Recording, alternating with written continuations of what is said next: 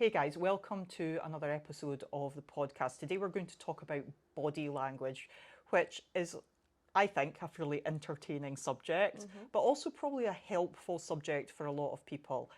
And I think it's something that a lot of people have never given any thought to. No, and there's a lot of practical applications with body language. Well, here's hoping. Here's hoping. So, I think with body language, the first thing to look at is how it tells the story of who you are.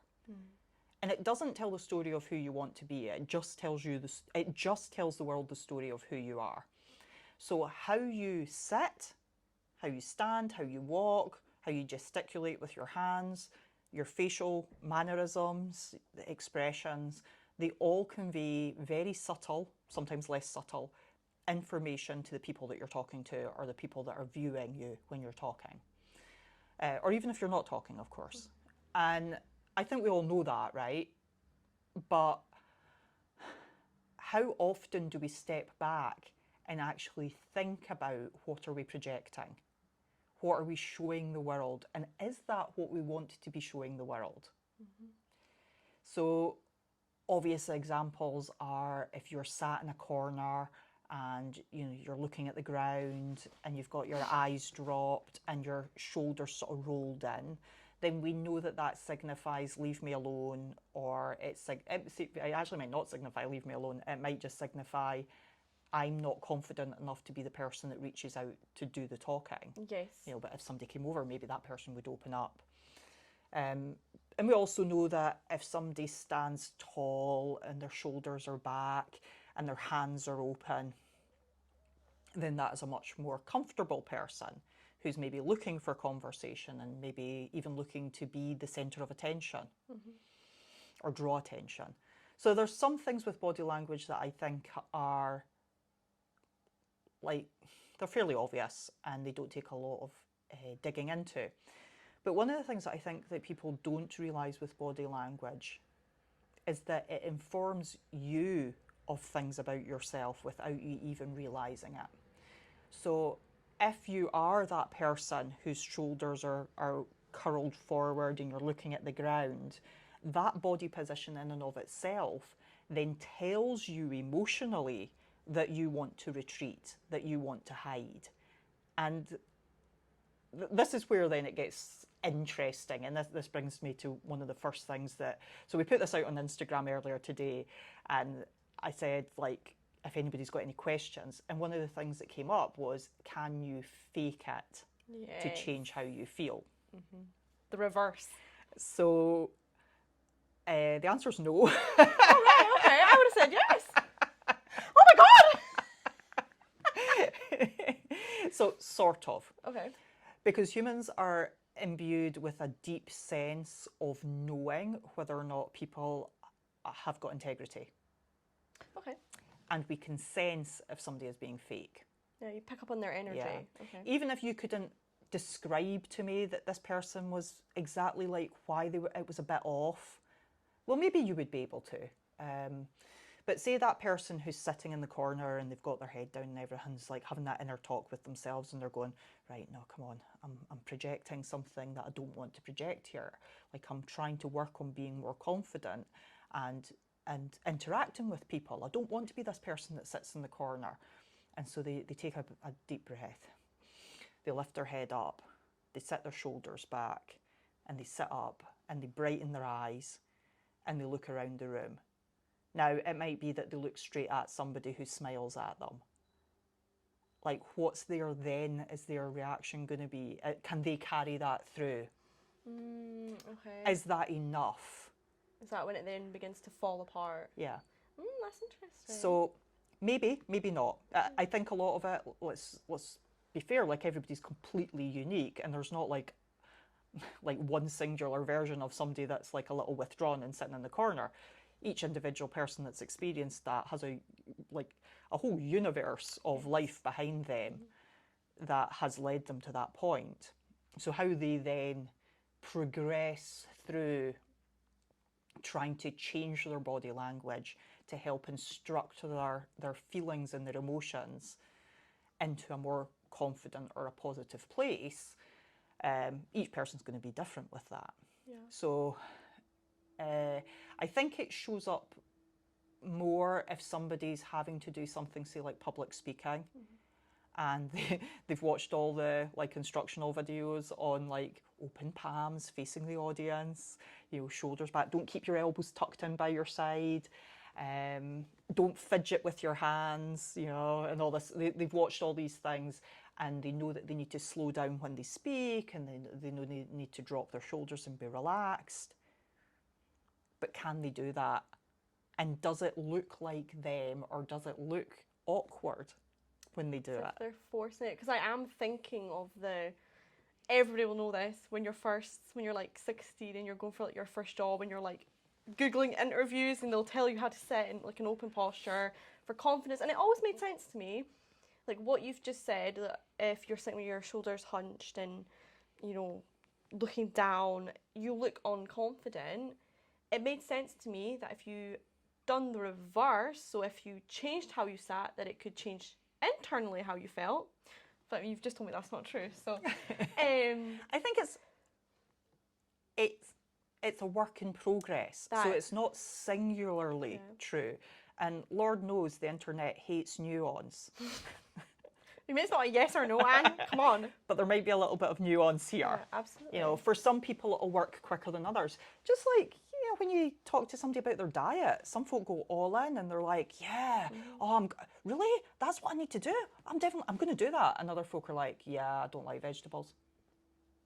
And they've decided before you even have the conversation that they've got barriers because you're going to ask them to change. Yeah, I wonder, because see when you said there that if it's fake, people can pick up on it, there must be then still, I've heard people say about intuition, what intuition is you just subtly picking up on information around you, like your senses, and subtle body language will be one of them, whether you're aware of that or not. So I wonder if there's still things you will do when you're trying to fake being confident with your body language, like, that gives it away to other people. Yeah, I suspect that. I think so. I think there's degrees of what it is you're trying to achieve and how different that is from how you normally behave and how uncomfortable it might be making you feel. Like, so think like imposter syndrome. Like, so if you feel like you're telling a lie through your body language, then that's probably going to show up. Yes. So there'll be a bit of like, how much do you believe that you can change? How much do you believe that you can be a different person? I don't think just going from being like sickeningly shy to sitting with your shoulders back is just going to cut it. Yeah, no. It's not going to just automatically completely change who you are. But I think it's the beginning of a story and the beginning of a journey. Yeah, absolutely. Being aware of what the body language feeds to you, like what's it telling you about how you feel. Okay, using it like a tool then for yourself. Yeah. Okay. I think this is where it gets really interesting. Yeah, that's a great. So years ago, back when I was in Glasgow, at CrossFit Glasgow, I listened to a TED talk. I'm certain it would be this TED talk. And she talked about a power pose for job interviews. So if you wanted to do well in a job interview, go into the bathroom and like stand. So for anybody just listening, I've got my hands up in the air. In like a celebratory, like when people run through the finish line, that pose. So hands up in the air, it's like that. And it's hard not to feel that when you do it. It's actually, it's like you do feel sort of like, yes. So when I heard that, I started using it when I was competing, and it became a little bit of a sort of fun thing. We would try this, the power pose. Does it work? Annie Thorisdottir did it as well, by the way. Oh, okay. Yeah. Interesting. Does it work? It doesn't not work. Yeah. I wonder then if how much you believe in the how is this? If it works better when you're a more confident person. almost If certainly. you have a bigger effect I think off really of it. anything you try and do works better when you're a You're more a confident person, person, yes. because you've then got more belief in positive outcomes. That's what I'm thinking. Yeah. Yeah. Yeah, and like that's probably a different podcast, really. You know, your internal narrative and beliefs and all that, and how they instruct like the flow of your life. But I love the simplicity and the entertainment value of body language, because we're always in our bodies. Yeah. You know, so we always get to use them to demonstrate and project who we want to be in the world, but also simultaneously we can use our body language to instruct how we want to feel to ourselves. So it's neither one nor the other. It's like it's both internal, how do you feel, and it's external, how do you want to show the world who you are. How do you want to communicate with the world? How do you want the world to receive you and perceive you? And I think that's where it gets kind of fun, because then you can play around a little bit with. It might have been the same TED talk. I'm not sure. I maybe followed this up with like some other stuff after I'd heard her TED talk. But I remember about the job interview one. It was like, if you have the opportunity to do this before going into a job interview, sit on a chair and put your feet up on the desk, and like that sort of like cowboy style, you know, feet up, crossed on the desk, like sit back in the chair, arms out on the back of the chair, because a terrified, shy person would not do that. Only a confident person would do that. Yeah, that's where I then think, does doing the thing then change how you feel internally? Yeah, or to some degree at least. I think depending on the individual, I'll try and take a sort of broad perspective here. I think it would start as a trickle. Yeah. But if you paid a lot of attention all the time to what you were doing and to utilising body language, you could find yourself changing at a more and more rapid speed, because you're creating habits as well to do with your body language. Like a lot of things we do are just habits. Yeah, you're bringing that awareness to it. Yeah. So if you're somebody who's always like, you know, like wringing their hands, like, sure, that maybe comes from some sort of like nervousness, but it's also now became something you habitually do.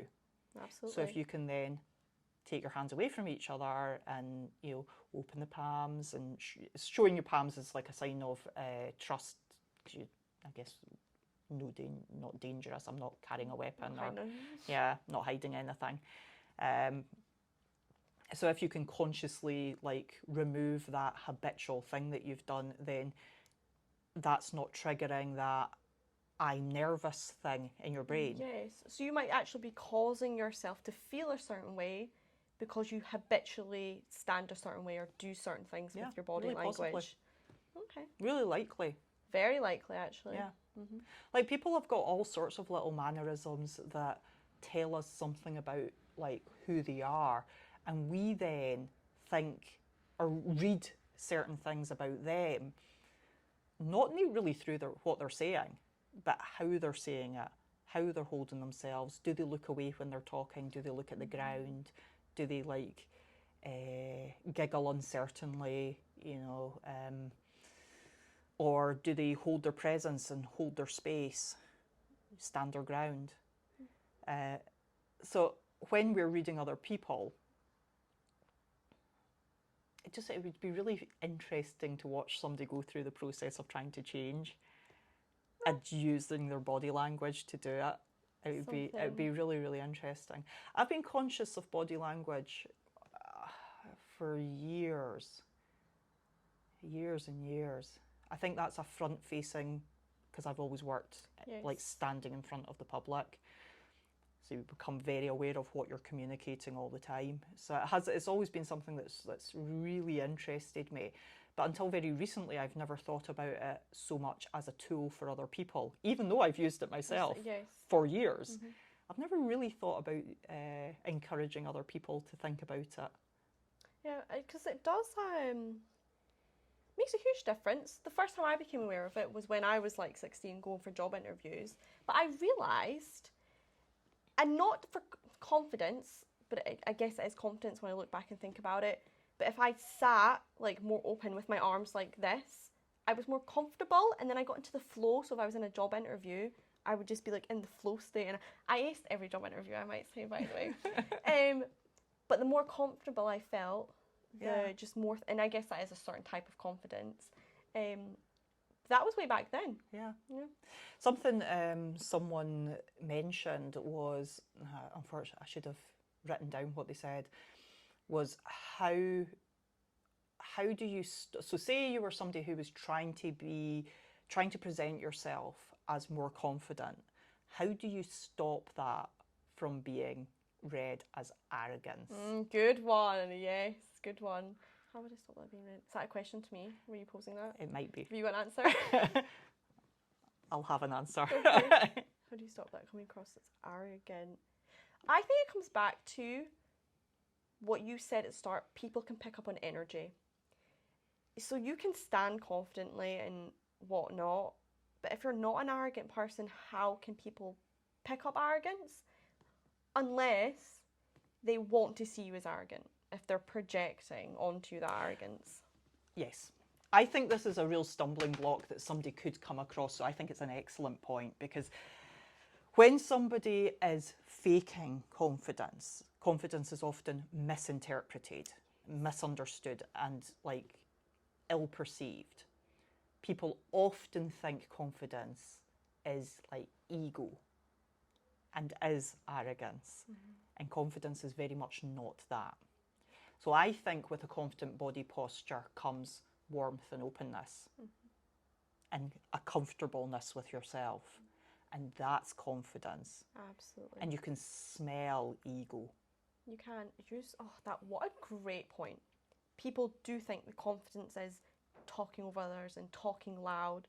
What you've just said, and we talk about this all the time in other podcasts, confidence is the ability to be nice, to put yourself openly and in a vulnerable situation, and be a nice person. That takes, it's brave, that takes confidence. You're absolutely right, and that's the difference between... Confidence, honestly, it's not necessarily the absence of insecurity, but it's being so comfortable with your insecurities that people cannot use them as a weapon against you. Yes, that was perfectly put.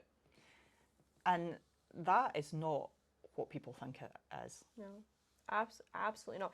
Do you know what I always notice this? Is when people get into being assertive. And which is it's a trending thing right now, and rightly so, you know.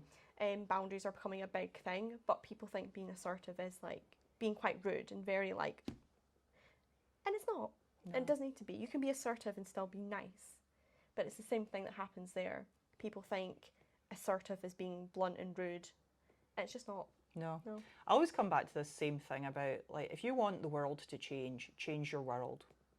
It's in here that needs to change. It's how you view yourself, how you view other people. What is your internal narrative?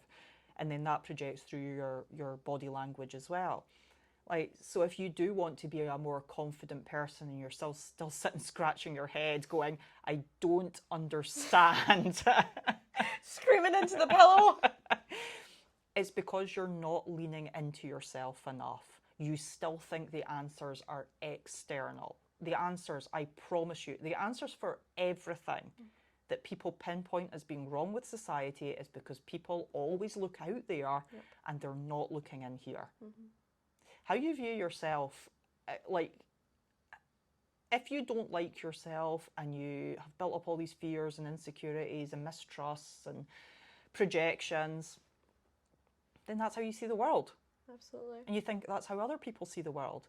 Now, when you spend the time working on yourself, and this is not something you do overnight, by the way, this takes a lot of work over a long period of time, and you have to be persistent. It's so worth it. So worth it. Because your entire world changes when you realise that if you don't judge yourself, it turns out you don't judge other people. Yeah. If you allow for yourself not to be perfect, then you don't expect other people to be perfect or conform perfectly to your idea of what the world should be like, and therefore you don't get angry with them and annoyed with them. Like, if you know that your actions are out of kindness, that you they're not out of selfishness and they're not out of fear. Your actions are always from a place of alignment with knowing that you're a good person. Then guess what? You think that's what other people do. Absolutely. And that's where other people are coming from. But when you work from a place of fear and insecurity and lack of confidence, and when I say vulnerability in this case, I mean like you feel like a vulnerable person, then that's what you get back from the world. Yeah. And it'll always come back to the fact that you can't change. Look, and people argue me like, well, I can change. You can change like certain things, but really you can. Like really you can't force anybody or anything. But also, if you're living in that world, what a scary and uncertain place that is if you feel like that, you know? Yeah. Which links so much with the conversations about control, right? You know, I mean, I know that's not what we're talking about today, but when you are scared, you want to control things. You want to bring them back into, you want to remove that uncertainty. And we'll talk about this on another day, but this is where people start to latch on to like the desperate need to control. Yeah. And a lot of ugly things come from that. All the things you just mentioned, the judgment and the projection and the being mean, and they stem from those places as well. Yeah. So I think back to the body language thing, I just think it's like a super fun tool that you can play around with. Yes. Like you don't need to be like maybe you are trying to transform yourself from like scared in the corner to front and center, but it doesn't need to be as polarizing as that. It could be something much simpler. It could be that you're a school teacher and you just want to hold the attention of the kids a little bit better. Yes. You know, maybe the kids are a little bit unruly and you've not quite worked out how it is the teacher in the classroom next door. All the kids seem to behave for them, but they're not behaving for you. You know, like maybe that you could play around with body language for that. Or maybe you feel like you never attract a partner. Nobody approaches you at the bars. Yeah. Yeah. So that just so part of what was the catalyst for this conversation in the first place was Beth and I were getting photos taken for our website, and there was a photo of me and I just pulled a certain facial expression and I was in like this sort of like dominant pose, and I like held it to Beth. I was like, and that is why men have been scared of me my entire life. I was scared taking it, guys. But exactly that, you know, so things you think it wouldn't affect, it just does. Interestingly, like I've tried to mitigate that over the years. It's like that sort of alpha personality thing that's projected then through like my body language, which is the photo that I used to advertise this today on Instagram. Not the one with the facial expression. I was smiling in the picture I used today. But that idea that I projected such a dominant body language and personality that men were actually scared of me. And it's only been in the last few years, and even more recently, that I've become more comfortable with just being that person and not trying to dilute it. Okay. For other people, because ultimately that is actually who I am. Like I don't want to control everything and all that. It's not that. It's just like I'm pretty comfortable and happy with who I am. Yeah, you weren't forcing that dominant. And when I try and suppress that through trying to be a wee bit more like girly and like sweet and stuff, that then seems insincere. Yeah, because fake. it is. Yeah. Because that is not who I am. Who I am is just somebody that's got things to say, and you know, and I'm not scared to say them. So it's quite funny because most people have been trying to go the other way, and I've spent most of my adult life trying to be less bold. Do you think people could pick up that like insincerity then? Yeah. Yeah, I think so. So people might have actually felt safer. To be honest, I don't think it ever really worked. No. The moment somebody did something annoying. No, they would just look at me like I was being a bit weird or a bit odd. Yeah. Yeah, which is exactly how I felt. Yeah. No surprise then, right? You would have been better off just being your me, regular self. just being myself.